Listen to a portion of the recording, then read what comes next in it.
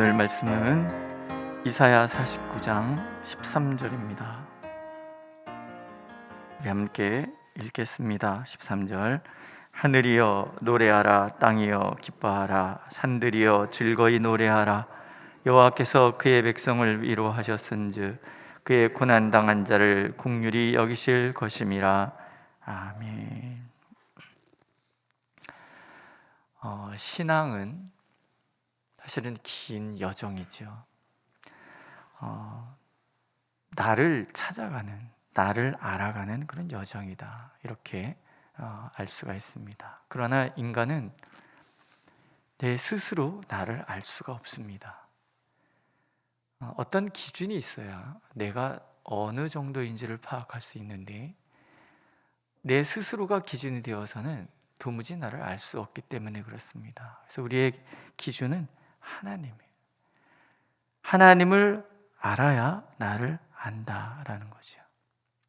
나의 문제, 내 삶 속에 일어난 어떤 문제의 원인과 답을 찾기 위해서도 우리는 하나님을 알아야 합니다. 그 하나님만이 내 삶에 일어나고 있는 모든 일을 주관하시고 또 판단하시는 분이시기 때문에 더욱 그렇죠. 그래서 어거스틴이라는 사람은 그 고백록에서 이런 이야기를 해요.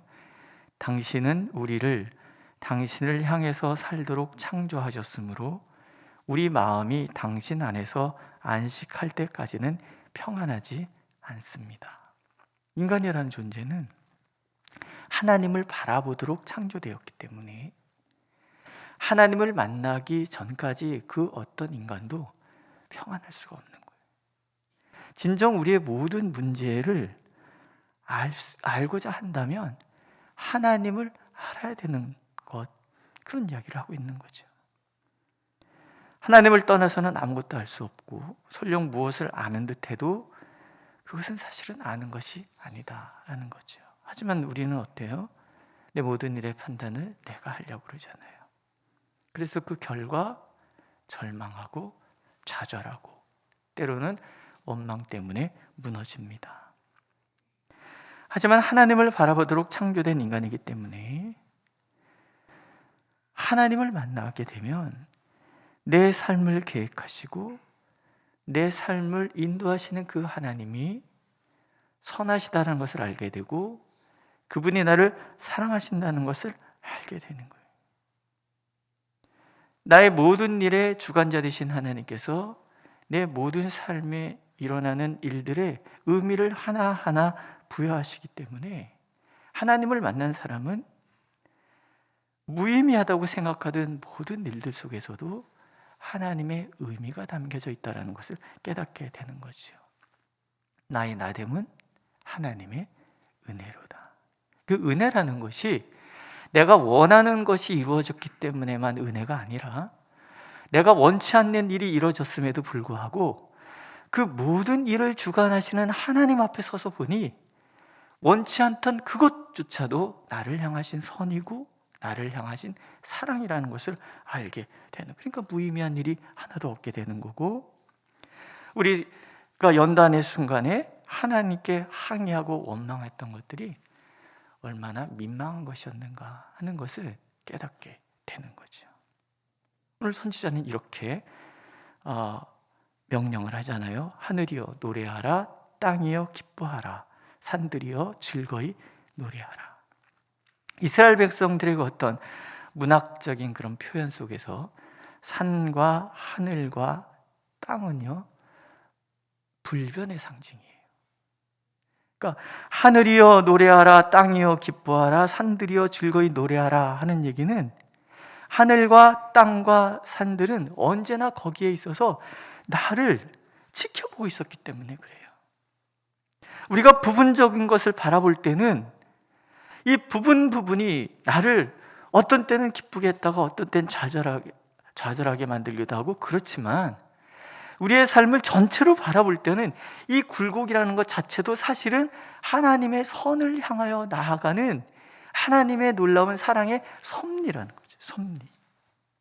이걸 하늘과 땅과 산들이 보고 있는 거예요. 이들에게 노래하라 명령하는 이유는 하나님이 누구신지를 선지자가 깨달았다라는 거예요. 그 하나님은 위로하시는 하나님이에요. 여호와께서 그의 백성을 위로하셨은즉 또한 그 하나님은 고난당하는 자들을 긍휼히 여기시는 하나님이에요. 시편 40편부터 이사야 40편부터 선지서의 후반부가 시작이 돼요. 첫 번째 말이 뭐냐면 위로하라 위로하라 내 백성을 위로하라 하는 거예요. 우리는 번역하게 우리나라 말의 어순과 히브리어의 어순이 좀 다르기 때문에 우리는 너희의 하나님이 이르시되라는 말이 시작이 되지만 히브리어 원어는 위로하라 위로하라 내 백성을 위로하라 그렇게 시작이 돼요. 그러니까 위로라는 말로 제2 이사야가 시작이 되는 거예요. 하나님은 위로의 하나님이시라는 거예요. 고난과 슬픔의 모든 날들을 능히 날려버릴 정도의 그 위로가 하나님으로부터 늘 우리에게 다가오고 있다는 거죠. 나의 나됨이 하나님의 은혜라는 것, 그것은 하늘이, 땅이, 산들이 증인이 되는 거예요. 모든 연단의 그 순간순간, 고난의 순간들에도 하나님의 은혜가 떠난 적이 없다는 것을 하늘이 알고 땅이 알고 산들이 알고 있다는 거예요. 도리어 내가 약한 그때, 내가 무너지는 그 순간, 사실은 그 순간이 하나님께서 내게 가장 가까이 계셨던 순간이라는 걸 하나님을 만나기 전에는 몰랐는데 하나님을 알게 되고 나면 하나님이 그 순간에 가장 가까이 내게 계셨구나. 때로 내가 인식하지 못하는 그 순간에도 하나님의 은혜는 나를 떠나 계신 적이 없었구나. 주 안에 내 삶의 목적이 있고 그 목적을 완성하기 위해서 하나님께서 은혜로 함께 하신다는 것을 깨닫는 그 순간부터 우리는 연단 속에서도 하나님을 찬송하는 거죠. 모든 순간을 기뻐할 수 있는 거죠. 그 모든 환경 속에서도 즐거운 노래를 부를 수 있게 된다라네. 비록 지금 나의 모습이 보잘것없어 보인다 할지라도 이 문제를 감당하기에는 문제가 너무나 커 보인다 할지라도 그것이 나의 전부는 아니라는 거예요. 왜냐하면 하나님께서 나의 삶 속에 찾아오셔서 진정한 위로를 주실 것이기 때문에 내 눈물과 내 아픔을 뛰어넘는 하나님의 놀라운 위로가 나에게 다가올 것이기 때문에 절망의 그 순간, 낙심의 그 마음들이 충분히 보상받을 정도의 하나님의 위로는 언제나 우리에게 다가오고 있다라는 거죠. 하나님, 우리가 그것을 기억하기를 원하시는 거예요. 오늘 내 삶 속에 어떤 답답함이 있고 말 못할 눈물이 있으십니까? 사람은 위로해 줄 수 없어요. 모르니까. 그 누구도 그 문제를 명쾌하게 답을 줄 수 없어요. 하지만 우리가 하나님을 만난다면, 하나님을 안다면 내 모든 눈의 눈물을 닦아주시는 그분의 손길을 경험할 것이라는 거지요. 오늘도 하나님 우리를 위로하십니다. 우리의 삶의 자리에 찾아오셔서 나를 위로해 주시겠다고 약속하고 계십니다. 두 번째, 하나님은 고난당한 자를 긍휼히 여기시는 하나님이시라고 말씀하시잖아요. 9절에서부터 12절까지 얘기는 이스라엘 백성이 바벨론 포로에서 돌아오는 장면에 대한 이야기예요. 하나님은 그들을 향해서 이런 얘기를 했어요. 내가 잡혀있는 자에게 이르기를 나오라 하며 흑암에 있는 자에게 나타나라 하리라. 너무 힘들고 어려우면 내 존재가 사라져버리잖아요. 그런데 하나님은 그런 나를 찾아오셔서 나와라, 너 나타내라. 존재 없는 무의미한 자가 아니라 존재 있는 자임을 알아라 말씀해 주시겠다는 거예요. 그들이 길에서 먹겠고 모든 헐벗은 산에도 그들의 풀밭이 있을 것인즉 그들이 줄이거나 목마르지 아니할 것이며 더위와 볕이 그들을 상하지 아니하리니 이는 그들을 긍휼히 여기시는 이가 그들을 이끌되 샘물 근원으로 인도할 것임이라. 내가 나의 모든 산을 길로 삼고 나의 테러를 도두리니 어떤 사람은 먼 곳에서, 어떤 사람은 북쪽과 서쪽에서, 어떤 사람은 시님 땅에서 오리라. 긍휼히 여기시는 하나님, 얼마나 애지중지 그 험한 길을 인도해 하시는지 말씀하고 계시잖아요. 하나님의 그 긍휼 때문에 광야, 죽음의 땅, 아무것도 없는 곳인데 거기가 푸른 초장으로 변하는 거예요. 하나님을 모를 때는 그저 내 삶 자체가 너무나 메마르다고, 목마르다고, 답답하다고, 내 영혼이 말라버릴 것 같다고, 내 뼈가 부서지는 것 같다고 그렇게 탄식했는데, 하나님 만나보니까 광야가 푸른 초장인 거예요. 풀들이 널려있고 물이 흘러가는 곳이 푸른 초장이 아니라 하나님 계신 곳이 푸른 초장이에요. 하나님 계신 곳에 샘물이 있는 거예요. 하나님을 만나지 못한 인생은 목마를 수밖에 없어요. 멀리 멀리 갔더니 처량하고 고나요. 슬프고도 외로워 정처 없이다니. 그게 하나님 모르는 인간의 모습인 거예요. 하나님을 만나고 나니까 내 삶의 모든 그 삶의 자리가 푸른 초장 쉴 만한 물가가 돼요. 그뿐인가요? 산들을 깎아서 길을 내고 이미 형성된 대로라도 잘 다져주세요. 왜? 사방에 흩어진 당신의 백성들이 돌아오기 편하도록 세심하게 길까지도 만들어주시는 하나님. 이스라엘 백성들이 하나님께 징계를 받아서 험한 꼴 당하고 있다고 생각했는데 하나님은 그렇지 않다라는 얘기를 들려주시는 거예요.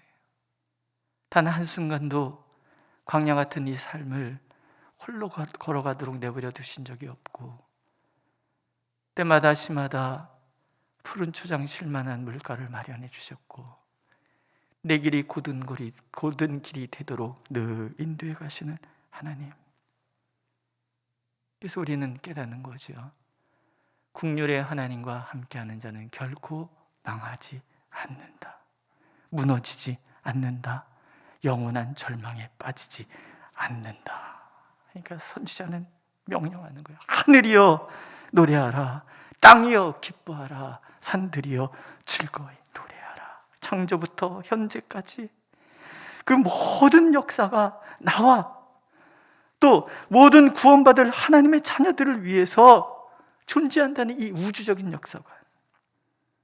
하나님은 우리가 얼마나 위대한 존재인지, 우리가 얼마나 하나님께 소중한 존재인지를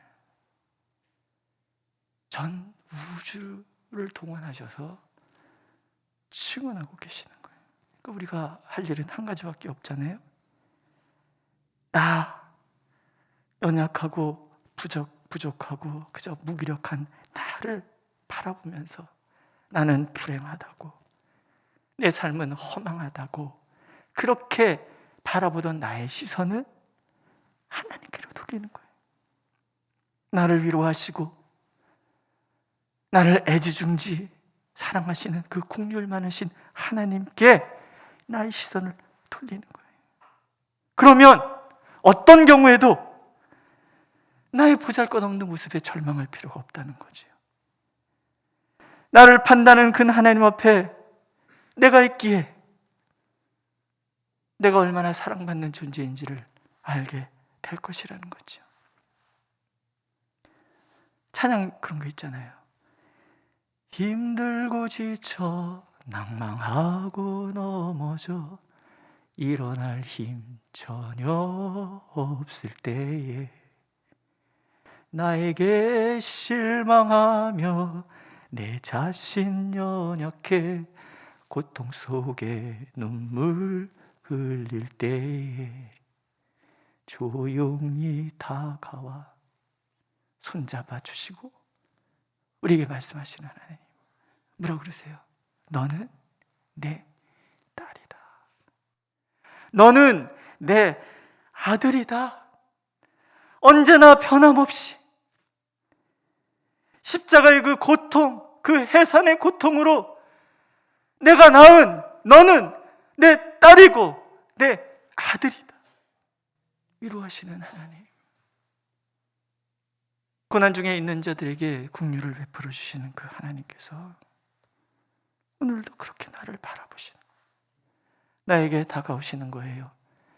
내 손 잡아주시고 나를 일으켜 주시는 거지요. 우리의 기도는 그래서 한 가지밖에 없는 거예요. 예수 그리스도시여, 나를 불쌍히 여기소서. 그러면 되는 거예요. 나를 긍휼히 여기시는 그 하나님께서 나를 불쌍히 여기신다면, 오늘 내 삶은 광야라 할지라도, 광야 한가운데 뚝 떨어져 있다 할지라도 나는 푸른 초장, 쉴만한 물가를 걷고 있는 하나님의 딸이며 아들이라는 거죠. 믿으십니까? 오늘도 하나님께서는 이 위로하시는 하나님, 고난당한 자를 긍휼히 여기시는 이 하나님 안에서 우리의 모든 삶이 하나님을 향한 찬양이 되고 기쁨이 되기를 간절히 원하고 계십니다. 기도하겠습니다. 우리 자신만 들여다보고 있을 때는 어쩌면 세상에서 가장 불쌍한 사람이 나 있을지 모르지만, 하나님 그 시선으로 나를 바라보게 되면 세상에 이렇게 존귀한 자가 바로 나였다는 것을 알게 됨을 감사드립니다. 주님을 더욱 알게 하여 주시고 주님 안에서 나를 발견하게 하여 주옵소서. 오늘 광야 같은 이 삶을 푸른 초장 쉴만한 물가 되게 하시는 하나님의 그 사랑 안에서, 그래서 오늘도 당당하고 오늘도 참된 안식을 얻는 우리의 삶이 되도록 오 하나님, 우리를 인도하여 주옵소서. 예수님의 이름으로 기도드렸습니다. 아멘. 하늘에 계신 우리 아버지, 아버지의 이름을 거룩하게 하시며 아버지의 나라가 오게 하시며 아버지의 뜻이 하늘에서와 같이 땅에서도 이루어지게 하소서. 오늘 우리에게 일용할 양식을 주시고 우리가 우리에게 잘못한 사람을 용서해 준 것 같이 우리 죄를 용서하여 주시고 우리를 시험에 빠지지 않게 하시고 악에서 구하소서. 나라와 권능과 영광이 영원히 아버지의 것입니다. 아멘.